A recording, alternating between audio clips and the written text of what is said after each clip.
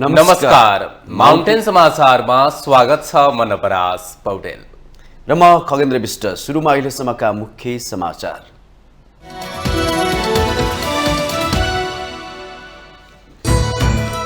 प्रतिनिधि सभा नियमावली मस्यौदा पारित। प्रतिनिधि सभाको बैठकले अनुमोदन गरेपछि कार्यान्वयनमा आउने महाभियोगको प्रस्ताव 5 महिनाभित्र टुङ्ग्याउनै पर्ने बाध्यताकारी अवस्था।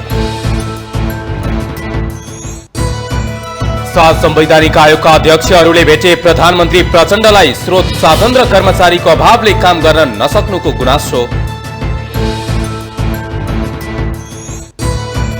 व्यवसायदेखि उपभोक्ताको लापरवाहीले ग्यास चुहाउट र विस्फोटका घटनाले मानवीय क्षति बढ्दै सिलिन्डरको परीक्षण तथा अनुगमनमा कडाई आवश्यक। घमासान युद्धमा मुछिएका युक्रेन र रसियाका कलाकारहरूको नेपालमा सामूहिक कला प्रस्तुति। महाशिवरात्रिको अवसर पारेर शान्तिको सन्देश छर्दै। त्रिभुवन विश्वविद्यालयद्वारा स्वतन्त्र विद्यार्थी युनियनको निर्वाचन कार्यतालिका सार्वजनिक। 28 वर्ष उमेर हद र मिश्रित निर्वाचन प्रणालीमा निर्वाचन हुने। सन् 2022 मानव इतिहासकै सबैभन्दा तातो वर्ष भएको वैज्ञानिकहरूको निष्कर्ष। समुद्रको तापमानमा नयाँ रेकर्ड कायम। शक्तिशाली तुफानमा वृद्धि हुने र विश्वकप छनौट खेल्ने नेपालको सम्भावना झिनो रूपमा कायम। युएले नेपालसँग बाँकी रहेको 4 र नामिबियाले कम्तीमा 2 खेल हार्नुपर्ने।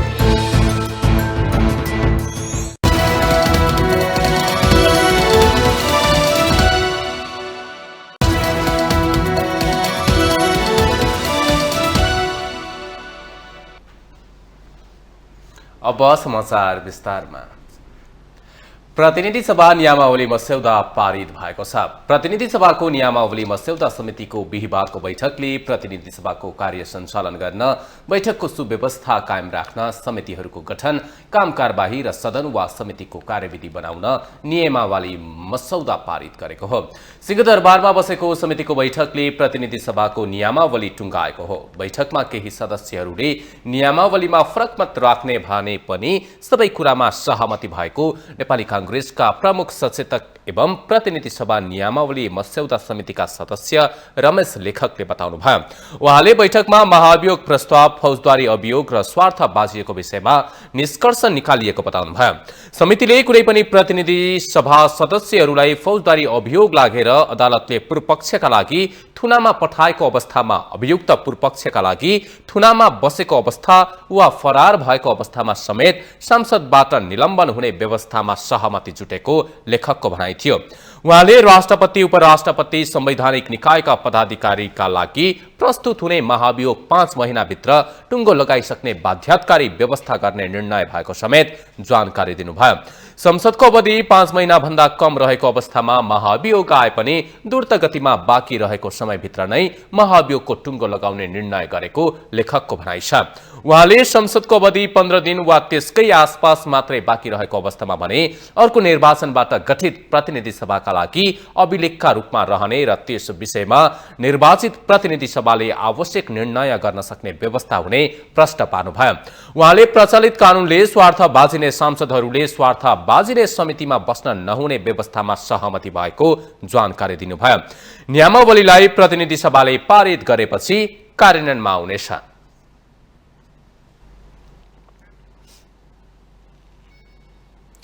फौजदारी मुद्दामा परेका सांसदहरू थुनामा परेसँगै उनीहरूको पद निलम्बन हुने भएको छ।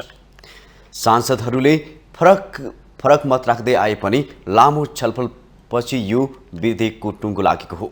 फौजदारी मुद्दा लागेर पूर्वपक्षका लागि अदालतले थुनामा पठाएमा हर कोही कर्मचारी निलम्बित हुने कानुनी व्यवस्था छ। एक रिपोर्ट। बुधबार प्रतिनिधि सभा मस्यौदा नियमावली समितिको बैठकले फौजदारी मुद्दामा थुनामा परेका सांसदहरूको पद निलम्बन हुने निर्णय गरेको छ।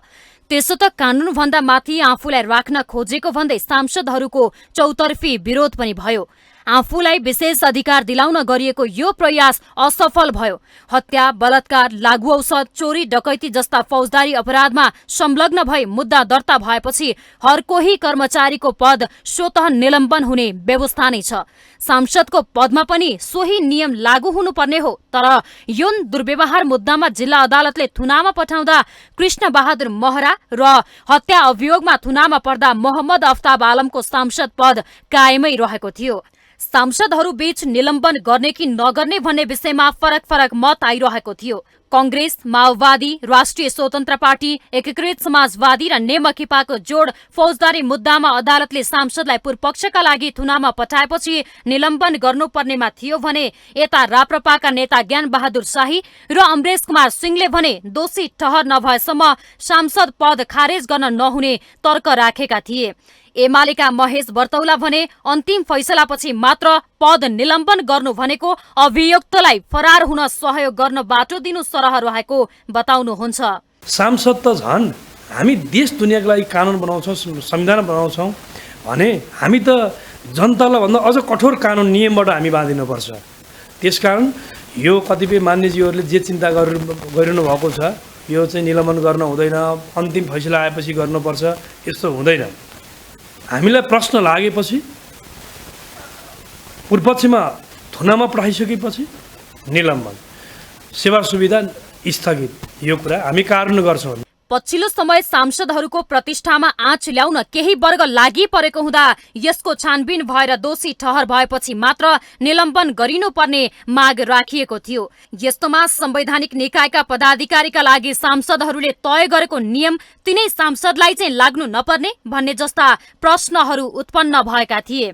कुनै अभियोग लाग्ने बित्तिकै निलम्बन गर्न नहुने, सेवा सुविधा सब यथावत रहन पाउने जो छ यो चाहिँ तपाईँको फौजदारी कानुनप्रतिको निकै ठुलो अपराध हो। हेर्नुहोस्, फौजदारी कानुनप्रतिकै अन्याय हो। त्यसैले कुनै पनि संसदले, कुनै पनि त्यहाँका पदाधिकारीहरूले यदि फौजदारी कानुनको विरुद्धमा अथवा त्यस्तो गम्भीर सङ्गीन मुद्दामा इन्भल्भमेन्ट छ र उहाँले त्यो गरेको देखिन्छ भने उहाँलाई चाहिँ निलम्बन गर्नुपर्छ भन्ने कानुनी मान्यता छ र अन्तर्राष्ट्रिय प्रिन्सिपल पनि त्यही हो। हाम्रो संविधानले पनि के भन्छ भने कुनै पनि नागरिक चाहिँ फरक छैन, तपाईँ हामी सब इक्वल हो, कानुनभन्दा ठुलो कोही पनि छैन भन्ने उल्लेख गरिसकेपछि उहाँलाई चाहिँ विशेष प्रिभिलेज दिनु हुँदैन। युरोपेली मुलुकमा जो कोही व्यक्तिलाई आरोप लाग्ने बित्तिकै पार्टीको सदस्यबाट समेत निलम्बन गरिने गरिन्छ।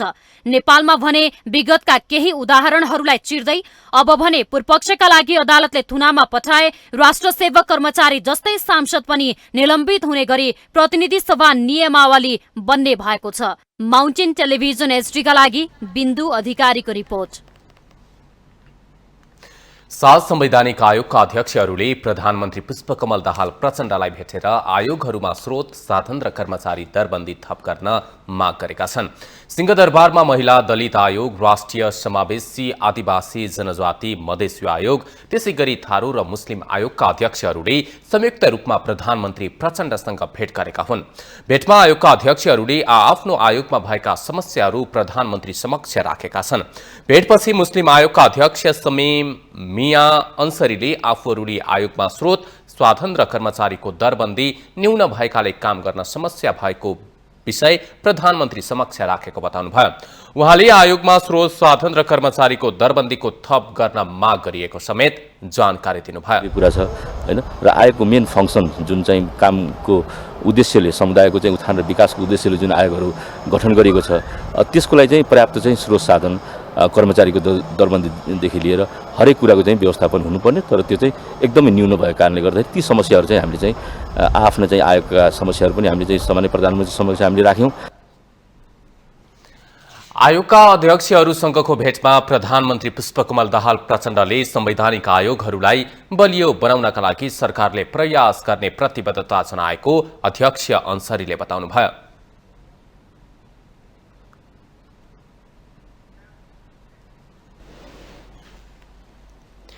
प्रधानमन्त्री पुष्पकमल दाहाल प्रचण्ड र नेकपा एमालेका अध्यक्ष केपी शर्मा ओली बीच बिहिबार 2 घण्टाभन्दा बढी वार्ता भएको छ।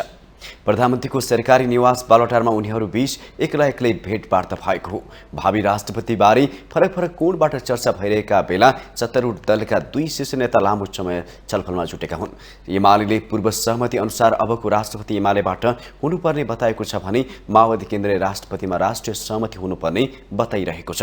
प्रधानमन्त्री प्रचण्डलाई नेपाली कांग्रेसले समेत संसदमा विश्वासको मत दिएपछि माओवादीले राष्ट्रिय सहमतिमा जोड दिन थालेको हो। राष्ट्रपति निर्वाचनको विषयलाई लिएर सत्ता गठबन्धनभित्र खटपट देखिन थालेको छ। नेपाली कांग्रेसका नेताहरू फागुन 10 गते भित्र अहिलेको गठबन्धनलाई तोड्ने धम्की दिन थालेका छन्। महामन्त्री गगन थापा प्रधानमन्त्री प्रचण्डसँग नियमित जसो सम्पर्कमा रहनु भएको छ। स्रोतका अनुसार माओवादीले राष्ट्रपतिको उम्मेदवारी दर्ता गर्ने दिन फागुन 13 गते भन्दा अघि नै राष्ट्रिय राष्ट्रपतिमा कांग्रेस उम्मेदवारलाई समर्थन गर्ने निर्णय गर्न लागेको छ।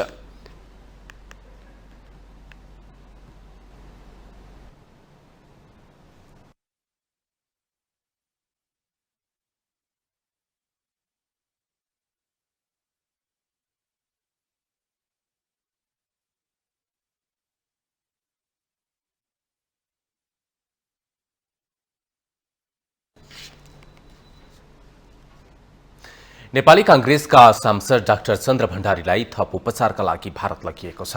खाना पकाउने ग्यास लिक भएपछि आगलागी हुँदा घाइते हुनुभएका उहाँलाई बिहीबार कीर्तिपुर स्थित नेपाल वन सेन्टरका चिकित्सकहरूको परामर्श अनुसार थप उपचारका लागि श्री एयरलाइन्सको विमानबाट भारत पठाइएको हो। सुविधा सम्पन्न अस्पतालमा उपचार गर्नुपर्ने चिकित्सकहरूको सल्लाह दिएपछि सांसद भण्डारीलाई थप उपचारका लागि भारतको मुम्बई लगिएको कांग्रेस सांसद दीपक खड्काले जानकारी दिनुभयो। मान्य चन्द्र भण्डारी इन्डिया बम्बई लाने उहाँको चाहिँ सुधार हुन सक्छ भन्ने डक्टरहरूको अनुमान छ। अब यो मेडिकल्ली डक्टरहरूले निर्णय गर्ने कुरा हो र डक्टरहरूले चाहिँ इन्डिया लानलाई नै सल्लाह दिनुभयो, त्यो अनुसार तयारी गरिरहेको छ। सोही घटनामा परि गम्भीर घाइते सांसद भण्डारीकी आमा हरिकला भण्डारीको उपचारको क्रममा कीर्तिपुर स्थित नेपाल वन सेन्टरमा निधन भएको थियो।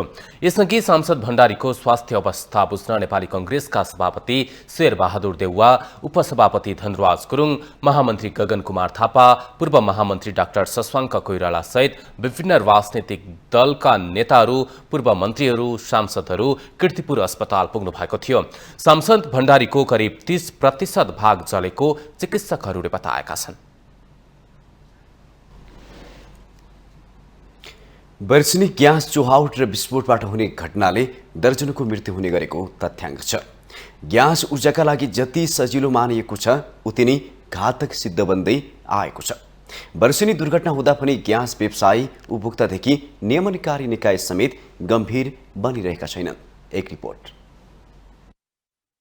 घर घरमा ग्यास सिलिन्डरको प्रयोग सामान्य भइसकेको छ। दैनिक जीवनमा आवश्यक रहँदै आएको सिलिन्डरले बेला बेलामा बमको रूप लिने गरेको छ। हरेक वर्ष ग्यास सिलिन्डरबाट हुँदै आएको दुर्घटनाले दर्जनौंले ज्यान गुमाउने गरेका छन्। उसमा व्यवसायीदेखि उपभोक्ताको लापरवाही पनि जिम्मेवार छ। नियमनकारी निकायले यसतर्फ खासै ध्यान पुर्याएको छैन।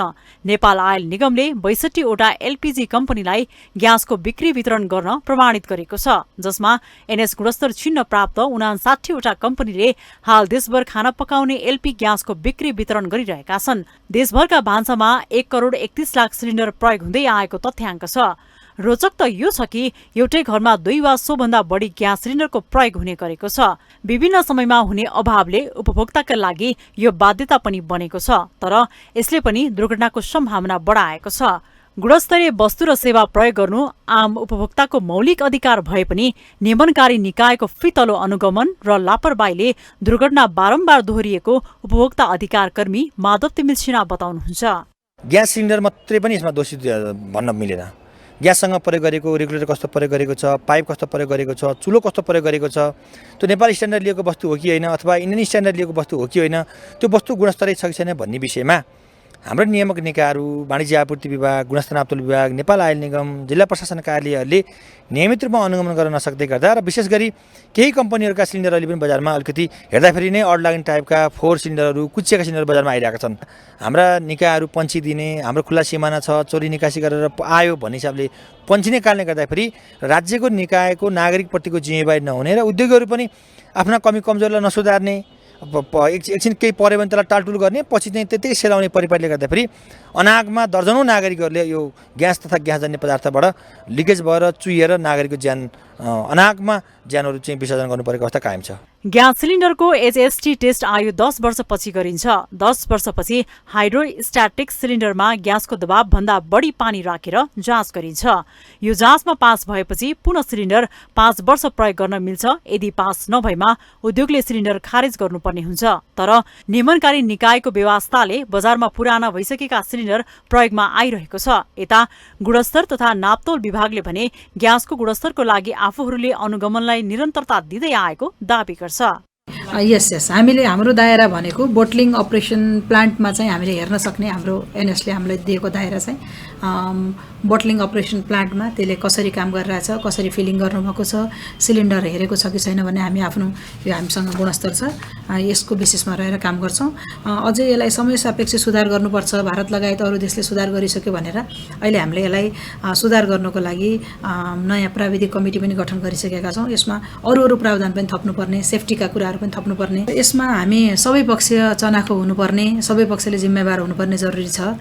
अब अनुगमन हामीले साधन स्रोतले भ्याएसम्म गरिरहेछौँ, उद्योगी आफै पनि यसमा जिम्मेवार हुनुपर्ने, उपभोक्ता पनि आफूले जिम्मेवार हुनुपर्ने आवश्यकता देख्दछु म। यसमा मुख्यतया गर्नुपर्ने एचएसटी टेस्ट चाहिँ हामीले 10 वर्षपछि पर्फर्मेन्स टेस्ट गर्छौँ। यदि त्यो पर्फर्मेन्स टेस्टमा पास छ भने यो चाहिँ इन्डस्ट्रीले त्यसलाई फेरि फिलिङ गर्छ, होइन भने चाहिँ त्यसलाई डिस्कार्ड गर्नुपर्ने हुन्छ। विभागले ग्यास उद्योगमा वार्षिक रूपमा मात्र अनुगमन गर्नुले आम उपभोक्तामाथि कतिको जिम्मेवार छन् भन्ने छर्लङ्ग देखाउँछ। नेपालमा पेट्रोलियम पदार्थ नियमनका लागि छुट्टै ऐनको विषय उठ्दै आएको छ, तर यसका लागि प्रक्रिया अगाडि बढ्न सकेको छैन। भविष्यमा यस्ता घटना दोहोरिन नदिन बजारमा बिक्री भइरहेका गुणस्तरहीन रेगुलेटर, पाइप, एनएसको मापदण्ड विपरीत भएका सिलिन्डरलाई जफत गर्नु तथा नियन्त्रण गर्नुपर्ने राज्यको दायित्व हो। ग्याससँग सम्बन्धित सामग्रीहरूप्रति पनि चेक जाँच आवश्यक छ भन्ने दुर्घटनाका प्रकृतिहरूले देखाउँछ। यसतर्फ उपभोक्ताको सचेतना, व्यवसायको इमान्दारिता र राज्यको नियमन चुस्त दुरुस्त हुन आवश्यक छ। माउन्टेन टेलिभिजन एसडीका लागि क्यामेरामा विक्रम साकेको साथमा विद्या तामाङको रिपोर्ट। माउन्टेन समाचारमा पालो भएको छ ब्रेकको।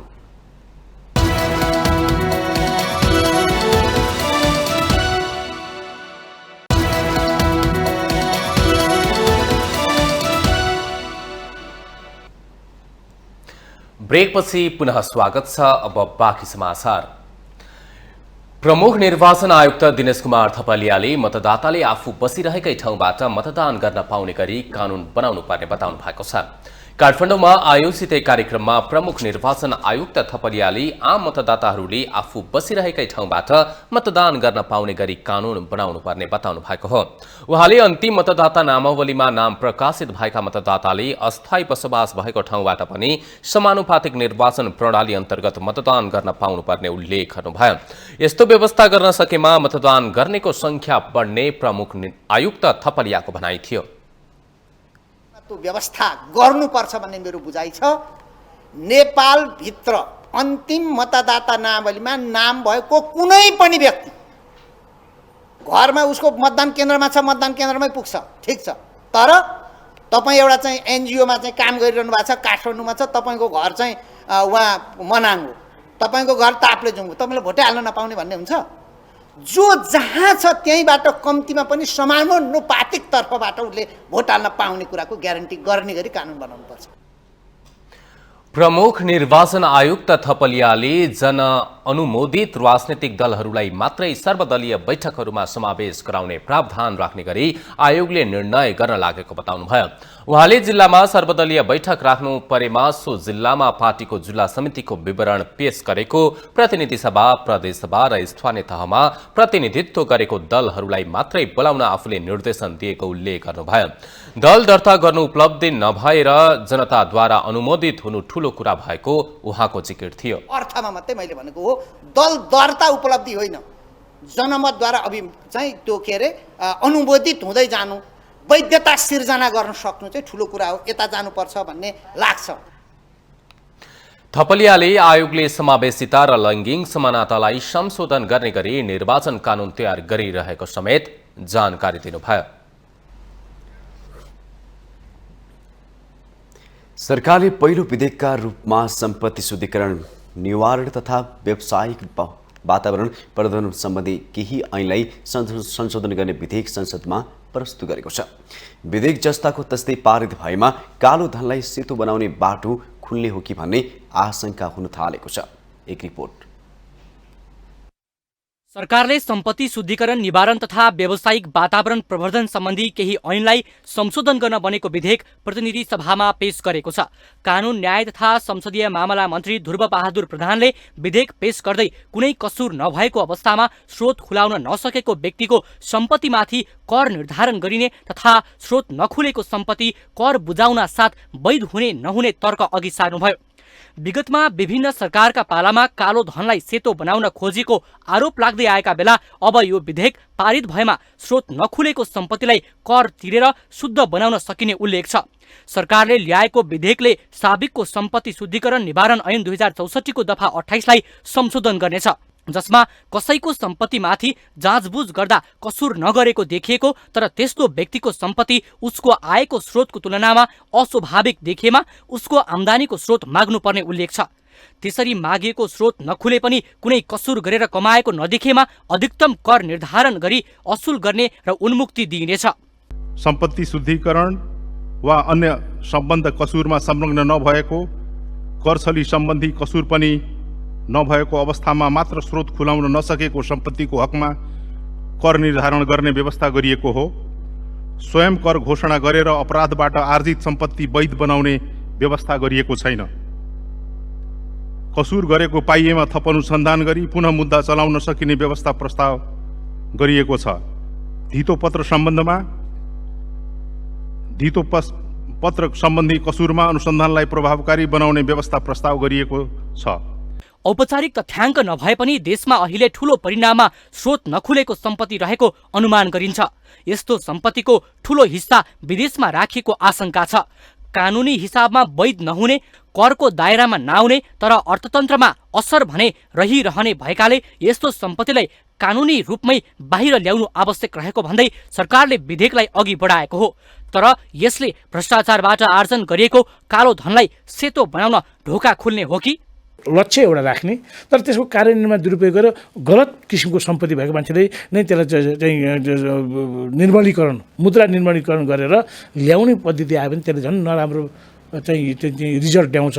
त्यो त राम्रो पक्ष होइन भन्ने एउटा छ भने अर्को कुरा के भने जस्तो 2054-55 सालमा रामशरणजी हुँदा अर्थमन्त्री हुँदा पनि यो आएको थियो। केही व्यक्तिले त्यो इलिगल मनीलाई या स्रोत नखुलेको मनीलाई स्रोत खुलाइए, केही ट्याक्स तिरेर क्लियरिफिकेसन गरेका थिए भने अहिले पनि यो आउनु प्रत्येक वर्ष 10-10 वर्ष आइराख्नु चाहिँ राम्रो चाहिँ होइन र यसले चाहिँ राम्रोभन्दा नराम्रो ल्याउन सक्छ। कानुनी रूपमै व्यवसाय गरेर पनि कुनै कारणवश कर तिर्न छुटेका करदातालाई सरकारले समय समयमा दण्ड जरिमाना माफी दिएर करको दायरामा ल्याउने अभ्यास संसारभर चलेको छ। नेपालमा पनि यस्ता अभ्यासहरू हुँदै आएका छन्। तर यसपटक कर तिरेपछि त्यो सम्पत्ति कसरी कमाएको हो भन्ने स्रोत खोज्नै नपाउने कानुन ल्याउन माग संशोधन गर्ने हालतमा सरकार पनि छैन। यदि यस्तो व्यवस्था गर्ने हो भने अपराध कर्मबाट सम्पत्ति आर्जन गरेकाहरूको मनोबल बढ्दा समाजमा नकारात्मक असरहरू पर्न थाल्छन्। माउन्टेन टेलिभिजन एसडीका लागि बटुकराज गिरीको रिपोर्ट। राष्ट्रिय सभाका सांसदहरूले संसदलाई बिजनेस नै नदिएको भन्दै सरकारको आलोचना गरेका छन्। सत्तारूढ नेकपा माओवादी केन्द्रका सांसद नारायण प्रसाद दाहालले मन्त्रीहरूको कार्यशैलीप्रति नै असन्तुष्टि जनाउनुभयो। सिंहदरबारमा आयोजित राष्ट्रिय सभा अन्तर्गतको दिगो विकास तथा सुशासन समितिको बैठकमा माओवादी केन्द्रका सांसद दाहालले मन्त्री र सचिवले दिनभर गोप्य मिटिङ भनेर समय बिताउने गरेको भन्दै असन्तुष्टि व्यक्त गर्नुभयो। बैठक भनेर समय बिताउने मन्त्रीहरूको तौर तरिका ठिक नभएको उहाँको टिप्पणी थियो। सांसद दाहालले बेलुका सचिवसँग छलफल गरेर दिनभर काम गर्ने गरी समयको व्यवस्थापन गर्न पनि मन्त्रीहरूको गम्भीर ध्यान आकर्षण गराउनुभयो। अनसिनमा देखिएका बनाइएका समितिहरू अनसिनमा छन् के त्यो कुनै जनतासँग सरकारको विषय पनि छैन, जनप्रतिनिधिसँग सरकारका विषय पनि छैन। तर यति धेरै समिति छन्, त्यसको खर्च चाहिँ अनसिन नै छ क्या। त्यो खर्च प्रशासनिक खर्च याद इत्यादि त्यो सबै हटाउने याद इत्यादि गर्ने यी चिजहरूलाई चाहिँ हामीले चाहिँ गर्ने भने तिनै कुरा चलेका छन् क्या अहिले। हामी सँगै त हिजो तत्कालीन अथवा बहुदलीय व्यवस्थामा बनेका सिस्टमहरू अहिले पनि तिनै छन्, जसले गर्दा रिजल्ट आउन सकेका छैन भन्ने कुरा हो। नेपाली सांसद निर्णय दिन सरकारको आलोचना गर्नुभयो। उहाँले निजामती कर्मचारी ऐन कहाँ छ भनी सरकारलाई प्रश्न समेत गर्नुभयो। ऐन बनाउने काममा सरकारले ध्यान नदिएकाले प्रदेश र स्थानीय तहले काम गर्न सक्ने अवस्था नरहेको सांसद पन्तको जिकिर थियो।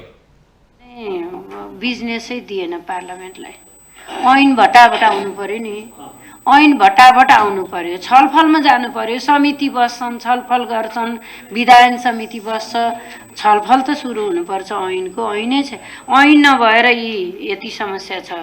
हामी ऐनकै कारणले गर्दा प्रदेशले र स्थानीय तहले ऐन बनाएर काम गर्न सकेका छैन।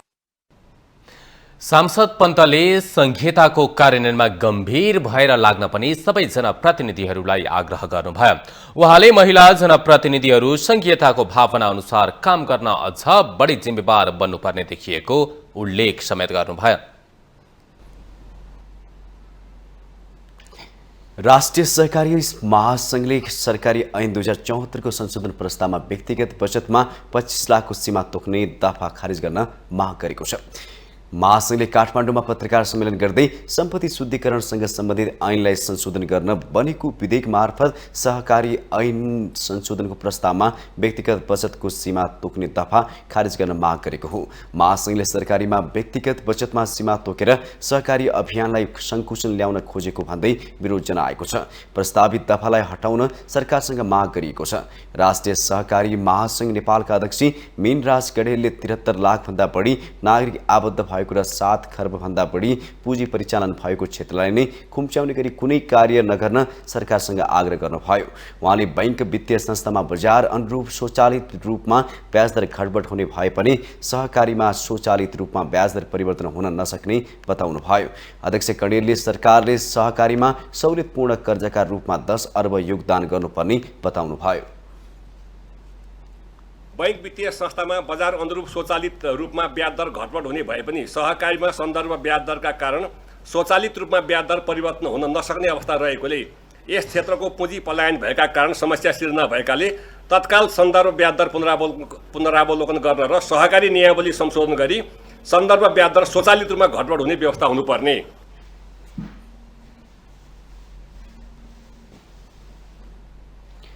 यस्तै राष्ट्रिय सहकारी बैंकका अध्यक्ष केबी उप्रेतीले सहकारीप्रति जनताको विश्वास बढाएर सहकारीलाई बचाउने र राज्यको अनुगमन नियमन मार्फत सुशासनमा ल्याउने पहल भइरहेको दावी गर्नुभयो।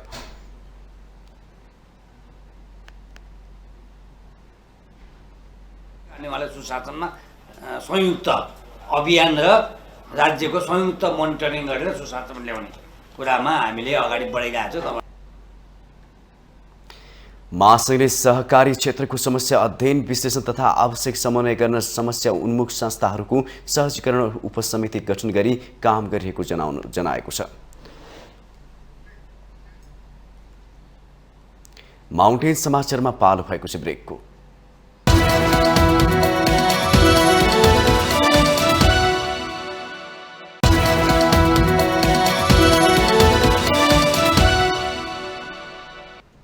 ब्रेकपछि पुनः स्वागत छ। अब बाँकी समाचार। 1 वर्षदेखि रसिया र युक्रेन बीच घमासान युद्ध चलिरहेको छ। युद्धले त्यस देशका लाखौं नागरिक विस्थापित भइरहेका बेला रसिया युक्रेन लगायत 10 देशका अन्तर्राष्ट्रिय कलाकारहरूले महाशिवरात्रि पर्वको पूर्व सन्ध्यामा नेपालको पुरानो धार्मिक संस्कृतिलाई आफ्नो कला मार्फत प्रस्तुत गरेका छन्। एक रिपोर्ट। गण्डकी प्रदेशको दोस्रो ठूलो व्यापारी केन्द्र बागलुङमा एकैसाथ 10 देशका 30 जना कलाकारहरूले सांस्कृतिक प्रस्तुति दिएका छन्। महाशिवरात्रिको अवसरमा आयोजना गरिएको महारात्रि कार्यक्रममा विदेशी कलाकारहरूले विशेष सांस्कृतिक प्रस्तुतिका माध्यमबाट नेपाली संस्कृतिको महानता गान गर्नुका साथै संरक्षण गर्न पनि सन्देश दिए। महारात्रि नेपाली संस्कृति विदेश प्रस्तुति भनेर महाशिवरात्रिको पूर्व सन्ध्यामा जुन कार्यक्रम गऱ्यौँ बागलुङमा, यसको सन्देश के हो भन्दाखेरि हेर्नुहोस्, 10 देशका 25 भन्दा बढी अन्तर्राष्ट्रिय कलाकारहरूले नेपालीहरूलाई नेपालको संस्कृति देखाएर जानुभयो। रसिया र युक्रेन बीच युद्ध चलिरहेको छ, तर त्यस देशका कलाकारहरू भने एकजुट भएर नेपाली धर्म संस्कृतिको संरक्षण गर्ने अभियानमा लागि परेका छन्। यो हामीले युक्रेन, रसिया, अमेरिका, जर्मनदेखि लिएर विभिन्न 10 देशका कलाकारहरूलाई नेपालमा लिएका छौँ र अहिले हामी यो परिस्थिति हेर्ने हो भने हेर्न सक्छौँ कि एकातिर युक्रेन र रसियामा एकदम युद्ध चलिरहेको छ, तर इस्कन यस्तो चिज छ कि यस्तो संस्था छ कि जसले युद्ध हुन लागेको ठाउँ, युद्ध भएको ठाउँ निरन्तर धेरै मान्छेहरू व्यक्तिहरूले के गर्नु, उनीहरूले आफ्नो ज्यान गुमाउनु परेको छ, आफ्नो क्षमताहरूलाई गुमाउनु परेको छ। युद्धले आफूलाई पीडा भए पनि नेपालको धर्म संस्कृति राम्रो भएकाले आफूहरू यसबाट प्रभावित भएको उनीहरू बताउँछन्। Who gave some different tweets, and he said, by one, very easy to break, but if you put together, if you hold together, then it's very difficult to break. So when people put hands together, when they put efforts together, they have much more chances for success when they do hold, like home of love and devotion. So Nepal is a home of love and devotion, and devotees try to put hands together with different people. 500 भन्दा बढी दर्शकले भरिएको कार्यक्रममा Russia, Ukraine, America, Hungary, Poland, Bangladesh, Bharat लगायत देशबाट आएका कलाकारहरूले आध्यात्मिक रसास्वादन गराएका थिए। महाशिवरात्रि जस्ता पर्वको प्रचार गर्न सके यसले नेपाली धर्म संस्कृति र परम्परा संरक्षण सँगै धार्मिक पर्यटक भित्राउन मद्दत पुर्याउने देखिन्छ। माउन्टेन टेलिभिजन एचडी का लागि बागलुङ सहकर्मी सुभाष आचार्यको रिपोर्ट। यतायत व्यवसायीले सोमबार गङ्गौमा गरेको आन्दोलनमा भएको क्षति लुटपाट र प्रहरीको तर्फबाट भएका कमजोरीको जाँचबुझ गर्न समिति गठन भएको छ। प्रहरी प्रधान कार्यालय नक्सालले घटनाबारे छानबिन गर्न उपत्यका प्रहरी कार्यालय रानी पोखरीका प्रहरी नायब महानिरीक्षक मसउद आलम खाँको नेतृत्वमा 5 सदस्यीय छानबिन समिति गठन गरेको हो। शान्तिपूर्ण भनेको आन्दोलन कसरी उग्र बन्यो र धेरै क्षति भयो भन्ने विषयमा छानबिन गर्न समिति बनाइएको हो। समितिमा प्रहरी वरिष्ठ उपरीक्षक हिमालय श्रेष्ठ, प्रहरी उपरीक्षक सीताराम रिजाल र सानुराम श्रेष्ठ भट्टराई र तथा प्रहरी नायब उपरीक्षक खुमलाल भुसाल सदस्य हुनुहुन्छ। ट्राफिक प्रहरीले लगाएको जरिवानाको विरोध गर्दै यातायात व्यवसायीले गरेको प्रदर्शनले उग्र रूप लिँदा प्रहरी विरुद्ध बालचुका 2 गाडीमा तोडफोड र आगजनी भएको थियो। अरू सार्वजनिक सम्पत्तिमा पनि क्षति पुगेको थियो। यसैबीच लुत्से महलमा भएको लुटपाटमा संलग्न थप 15 जनालाई उपत्यका अपराध अनुसन्धान कार्यालय बानेश्वरले नियन्त्रणमा लिइसकेको छ। यातायात व्यवसायीको आन्दोलनका क्रममा मलमा प्रवेश गरेर मोबाइलहरू चोरी गर्दै गरेको देखिएका उनीहरूलाई नियन्त्रणमा लिएको उपत्यका अपराध अनुसन्धान कार्यालयले जनाएको छ। पक्राउ परेका मध्ये 7 जना महानगर 22 धारा र तारकेश्वर यातायातका चालक र सहचालक रहेको पुष्टि भएको छ। जिल्ला प्रहरी परिसर काठमाडौँले घटनामा संलग्न 4 जनालाई पहिले नै नियन्त्रणमा लिएर हिरासतमा राखेको छ।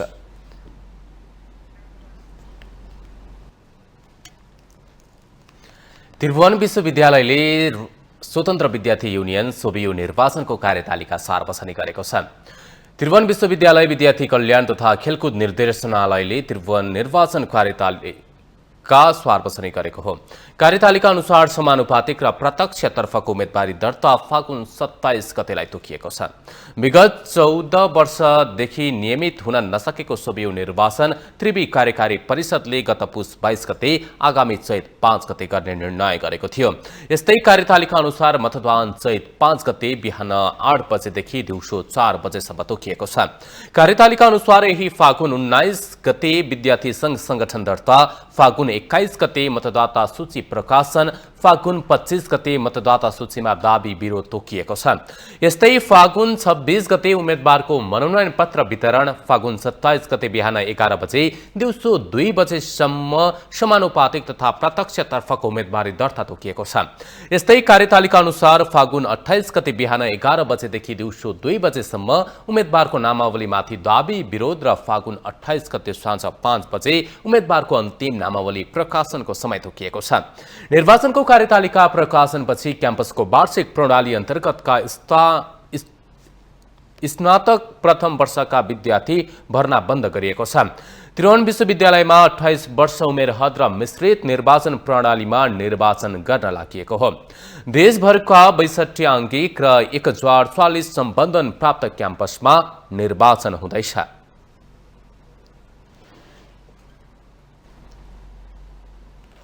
सरकारले विश्वविद्यालय छाता ऐन नल्याएर एउटा मात्रै बोक्रो गलत हुने तर्क शिक्षाविदहरूले गरेका छन्।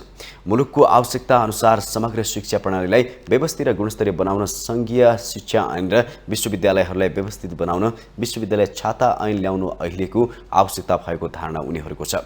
शिक्षाविद विद्यानाथ कोइरालाले कतिवटा विश्वविद्यालय चाहिने हो भन्ने बारेमा पहिले टुङ्गोमा पुग्नुपर्ने बताउनुहुन्छ। बहु त्यो डिसिप्लिनरी विश्वविद्यालय हुने हो कि एकल ढङ्गको विश्वविद्यालय हुने हो, त्यो दोस्रो किसिमको कुरो हो। तेस्रो चाहिँ नि विश्वविद्यालयले सम्बन्धन दिने हो कि नदिने हो, तेस्रो हो। चौथो सरकारको लागत पर्छ कि पर्दैन, चारवटा कुराकानीबाट हेरौँ। पहिलो कुरो हामीले नेपालले खोजेको अहिले छाता ऐन हो।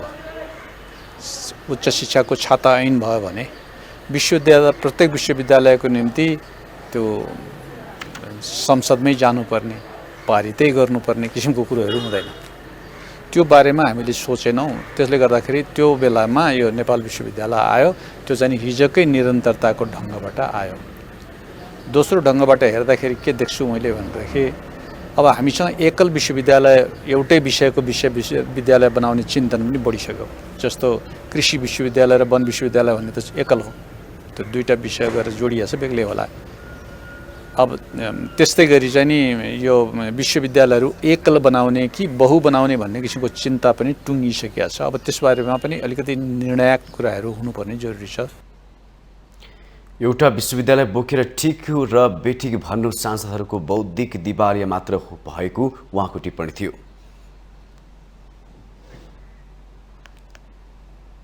हामीसँग आर्थिक अन्तर्राष्ट्रिय खेल समाचार बाँकी नै छन्। माउन्टेन समाचारमा पालो भएको छ ब्रेकको।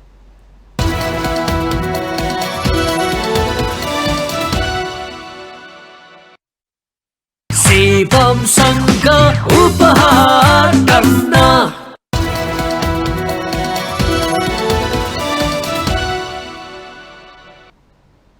ब्रेकपछि पुनः स्वागत छ। अब पालो आर्थिक समाचारको। आर्थिक समाचारको साथमा जगदम्बा सुपर साइन तथा ग्याल्बा प्लस जीवनभरको भरोसा प्रस्तुत छ। रिद्धि सिद्धि सिमेन्ट गुणस्तरको नयाँ स्तर।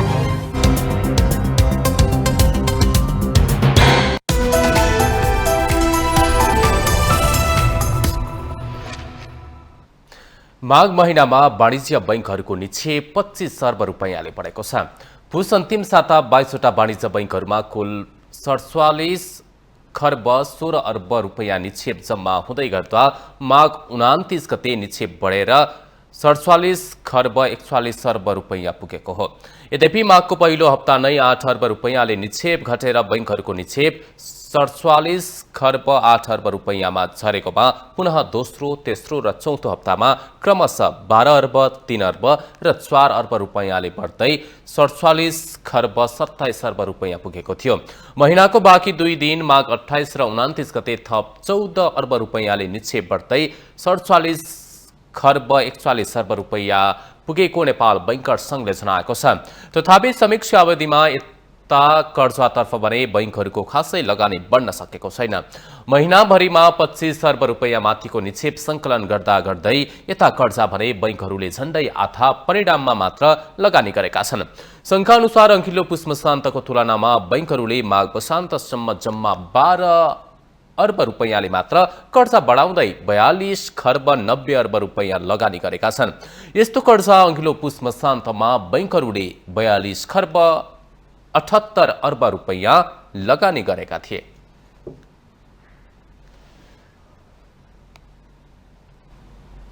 नेपाल राष्ट्र बैंकले चालु आर्थिक वर्षको मौद्रिक नीतिको अर्धवार्षिक समीक्षा सार्वजनिकपछि लगातार रूपमा नेप्से परिसूचकमा गिरावट आएको छ। मौद्रिक नीतिको अर्धवार्षिक समीक्षा सार्वजनिकपछि भएको 4 कारोबारमा नेप्से परिसूचक 112.22 अङ्क घटेको छ। साताको अन्तिम कारोबार दिन नेप्से परिसूचक 21.15 अङ्क घटेर 2070.41 बिन्दुमा झरेको छ। त्यस्तै सेन्सिटिभ इन्डेक्स 3.70 अङ्कले घटेको छ भने फ्लोट इन्डेक्स 1.49 अङ्क र सेन्सिटिभ फ्लोट इन्डेक्स 1.37 अङ्कले घटेको छ। बिहिबार कारोबारमा आएका 265 कम्पनीको 47,47,000 किता सेयर 1,68,42,42,000 रुपैयाँ बराबरको खरिद बिक्री भएको छ। बुधबारको तुलनामा बिहिबार नेप्से कारोबार रकम पनि गिरावट आएको छ। बुधबार 1,73 करोडको सेयर खरिद बिक्री भएको छ। बिहिबार नेप्सेका 13वटै उपसमूहको परिसूचक घटेको छ, जसमध्ये उत्पादन तथा प्रशोधन उपसमूहको परिसूचक 1.93% घटेको छ। त्यस्तै होटेल तथा पर्यटन, वित्त, विकास बैंक, जलविद्युत लगानी र निर्जीवन बीमा उपसमूहको परिसूचक 1% भन्दा बढीले घटेको छ। बिहिबार नेप्से परिसूचकमा गिरावट आए पनि सानीमा लार्ज क्याप फन्डको इकाइ मूल्य 7.65%ले बढेको छ।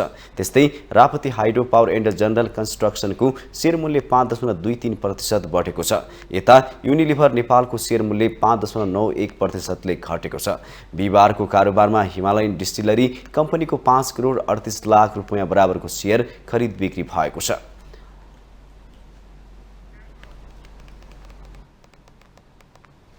भारतबाट नेपाल आयल निगमलाई पेट्रोलियम पदार्थको भाव घटेर आएको छ।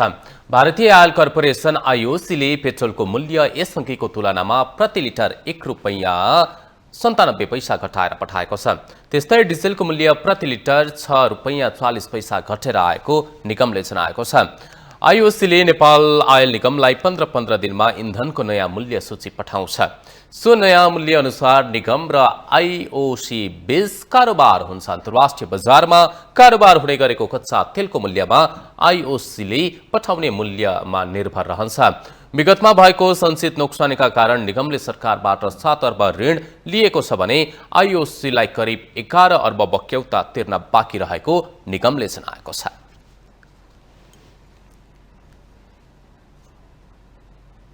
अब पालो अन्तर्राष्ट्रिय समाचारको।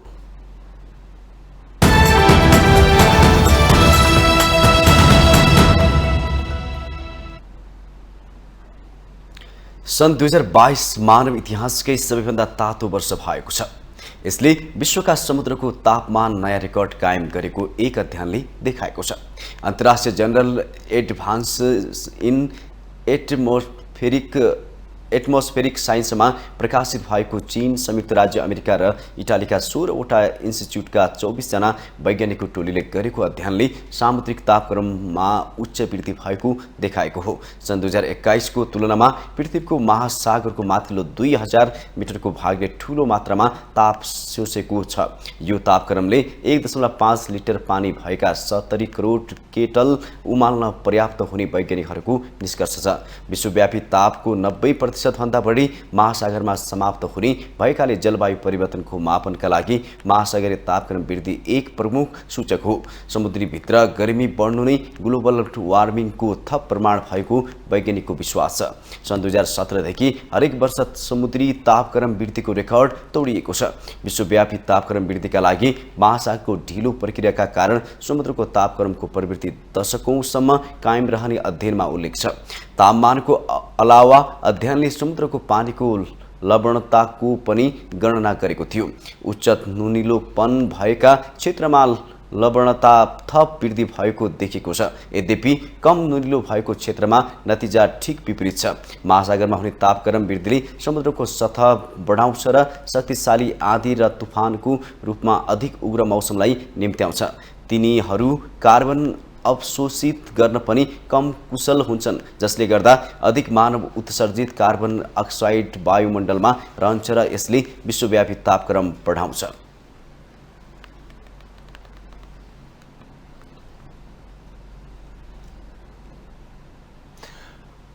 अब पालो खेल समाचार।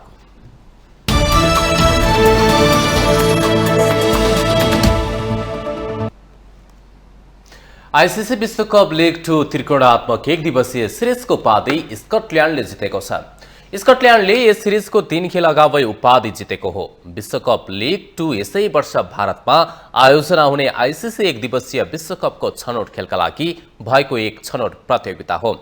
25 खेलबाट 20 अङ्क जोडेको नेपालको एक दिवसीय विश्वकपको छनौट खेल्ने सम्भावना कति छ त? एक रिपोर्ट। आईसीसी विश्वकप लिग 2 मा नेपाल सहित 7 देश सम्मिलित थिए। सिरिजमा रहेका एक टोलीले 36 खेल खेल्ने तालिका रहेको छ। ओमान र अमेरिकाले लिग 2 का 36 खेल नै पूरा गरिसकेका छन्। लिग 2 का शीर्ष 3 टोली सोझै आईसीसी विश्वकप छनौट खेल्न पाउनेछन्। बाँकी 4 टोली र आईसीसी विश्वकप च्यालेन्ज लिगका 2 शीर्ष टोलीसँग आईसीसी विश्वकप छनौट प्लेअफ खेल्नेछन्। प्लेअफका शीर्ष 2 टोलीले विश्वकप छनौट खेल्न पाउनेछन्। लिग 2 मा नेपालले 11, युएईले 10, नामिबियाले 4 र पपुवा न्युगिनीले 8 खेल खेल्न बाँकी छ।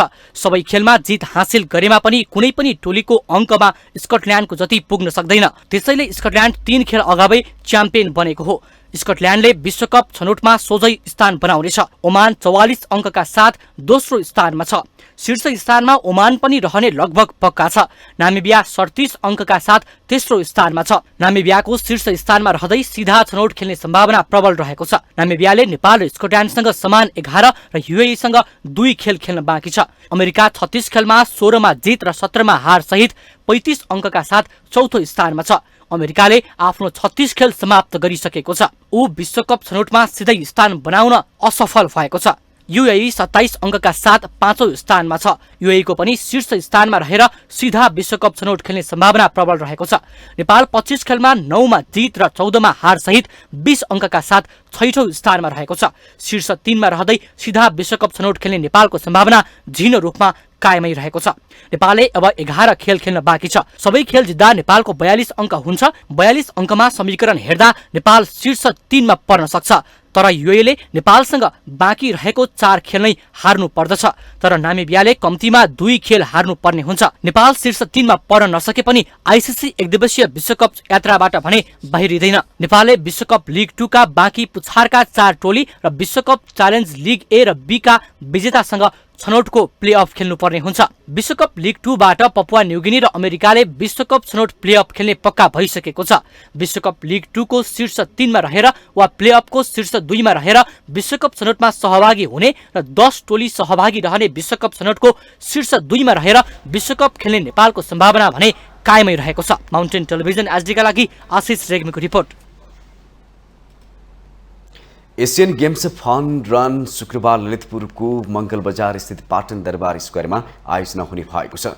नेपाल ओलम्पिक कमिटी एनओसीले एसियन गेम्स फन रन हुने जनाएको हो। आगामी सेप्टेम्बरमा चीनमा आयोजना हुने एसियन गेम्सको प्रचार प्रसारका लागि ओलम्पिक कमिटीले एसियन गेम्स फन रन गर्न लागेको नेपाल ओलम्पिक कमिटीले जनाएको छ। बिहान 7 बजे सुरु हुने रन गाबहल पुल्चोक कृष्ण गल्ली पाटन ढोका अशोक हल भीमसेन मन्दिर हुँदै पाटन दरबार स्क्वायरमा पुगेर समापन हुने तालिका रहेको छ। ओलम्पिक काउन्सिल अफ एसियाको कार्यक्रम अन्तर्गत रहेको फन रनमा विभिन्न विद्यालयका विद्यार्थी, पत्रकार, खेलसँग सम्बन्धित पदाधिकारीहरूले सहभागिता जनाउँछन्। नेपालमा दोस्रो पटक आयोजना हुन लागेको हो। चीनको होङजाऊमा आयोजना हुने एसियन गेम्स 2023 को सेप्टेम्बर 23 देखि अक्टोबर 8 सम्म आयोजना हुँदैछ। होङजाऊमा आयोजना हुने गेम्स 56 भेन्यूमा हुनेछ भने 31 अभ्यास स्थल तोकिएको छ। झन्डै 2 साता चल्ने गेम्समा यसपटक 40 खेलको 483 इभेन्टमा विभिन्न देशका खेलाडीले प्रतिस्पर्धा गर्नेछन्।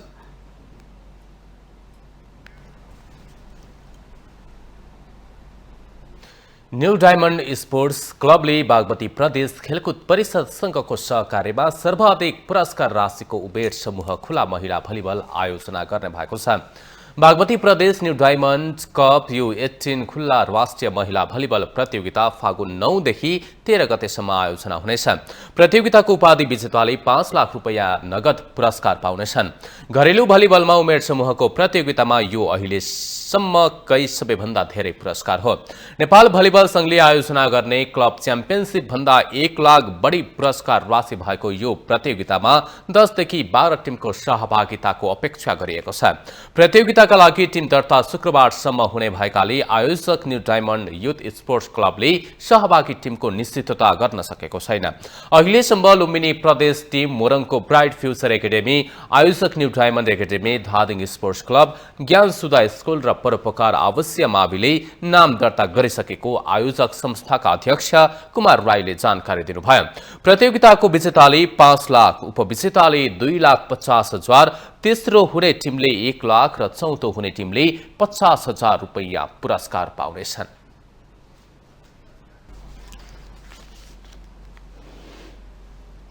इलाम नगरपालिका 5 बरबोटेमा 1 नम्बर प्रदेश स्तरीय ब्याडमिन्टन प्रतियोगिता हुने भएको छ। नवगठित बारबोटे ब्याडमिन्टन क्लबले प्रतियोगिता आयोजना गर्न लागेको हो। फागुन 18 देखि 20 गतेसम्म सञ्चालन हुने प्रतियोगिता बहुउद्देश्यीय कबड हलमा हुने बताइएको छ। जिल्लामा हुने ब्याडमिन्टन प्रतियोगिता मध्येकै यो सबैभन्दा ठूलो प्रतियोगिता हो। यो अनुभव यहाँहरूबाट लिनुपर्छ भन्ने हाम्रो यसको मान्यता। हाम्रो सिनियर खेलाडीहरू जो चाहिँ यो ब्याडमिन्टनसँग हिजो लामो समयदेखि यसमा हुनुहुन्छ उहाँहरूसँग अनुभव लिनुपर्छ र सँगसँगै अन्य सरकारवालाहरूसँग पनि यहाँका उद्योगी व्यवसायी सङ्घ संस्था सरकारी कार्यालय स्थानीय तह सबैसँग हामीले चाहिँ अनुरोध गरेर केही न केही हामीले आर्थिक रूपमा पनि उहाँहरूसँग सङ्कलन गर्नुपर्नेछ र प्रतियोगितामा सकेसम्म धेरै खेलाडी तथा टिम सहभागिता गराउने र उनीहरूको सहजताका लागि काम गरिरहेको आयोजकले जनाएको छ। प्रतियोगितामा मेन्स डबल्स, भेटरान र जिल्ला स्तरीय छुट्टा छुट्टै प्रतियोगिता सञ्चालन गर्नेछ। मेन्स डबल प्रतियोगिताको प्रथम हुनेले 30,000 रुपैयाँ पुरस्कार पाउनेछन्। त्यस्तै भेटरान र जिल्ला स्तरीय प्रतियोगितामा प्रथम हुनेलाई 25,000 प्रदान गर्ने बताइएको छ। जस्तो धनकुटा आयो भने अर्को जिल्लाकोले पार्टनर बन्न पायो, डबल्सको इभेन्ट्स मात्रै हुन्छ, त्यो एउटा इभेन्ट्स राख्यौँ। त्यसका लागि हामीले पुरस्कार राशि फर्स्ट प्राइज 30,000 राख्यौँ, सेकेन्ड प्राइज 20,000 राख्यौँ र ब्याडमिन्टनको हकमा तेस्रो पुरस्कार 2टा टिमले पाउँछ। सेमी फाइनल पुग्ने 2टा टिमले चाहिँ तेस्रो पुरस्कार राशि पाउनुहुन्छ। त्यसलाई 75,000 रुपियाँ 75,000 रुपियाँ राख्यौँ। प्रत्येक जिल्ला इलाममा चहल पहल बढाउन समेत प्रतियोगिताले मद्दत गर्ने आयोजकको विश्वास छ। माउन्टेन समाचारमा पालो भएको छ ब्रेकको।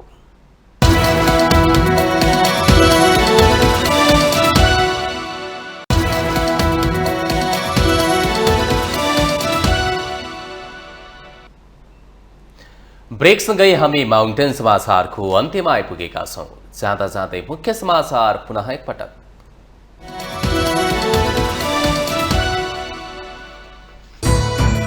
प्रतिनिधि सभा नियमावली मस्यौदा पारित। प्रतिनिधि सभाको बैठकले अनुमोदन गरेपछि कार्यान्वयनमा आउने महाभियोगको प्रस्ताव 5 महिनाभित्र टुङ्गाउनै पर्ने बाध्यकारी व्यवस्था।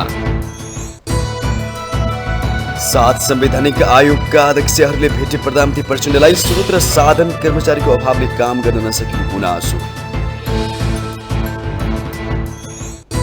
व्यवसायदेखि उपभोक्ताको लापरवाहीले ग्यास सुहावट र विस्फोटका घटनाले मानवीय क्षति बढ्दै, सिलिन्डरको परीक्षण तथा अनुगमनमा कडाई आवश्यक। घमासान युद्धमा मुछेका युक्रेन र रसियाका कलाकारहरूको नेपालमा सामूहिक कला प्रस्तुति। महाशिवरात्रिको अवसर पारेर शान्तिको सन्देश छर्दै। त्रिभुवन विश्वविद्यालयद्वारा स्वतन्त्र विद्यार्थी युनियनको निर्वाचन कार्यतालिका सार्वजनिक। 28 वर्ष उमेर हद र मिश्रित निर्वाचन प्रणालीमा निर्वाचन हुने। सन् 2022 मानव इतिहासकै सबैभन्दा तातो वर्ष भएको वैज्ञानिकहरूको निष्कर्ष। समुद्रको तापमानमा नयाँ रेकर्ड कायम, शक्तिशाली तुफानमा वृद्धि हुने। र विश्वकप छनौट खेले नेपालको सम्भावना झिनो रूपमा कायमै। युएई नेपालसँग बाँकी रहेको 4 र नामिबियाले कम्तीमा 2 खेल हार्नु पर्ने।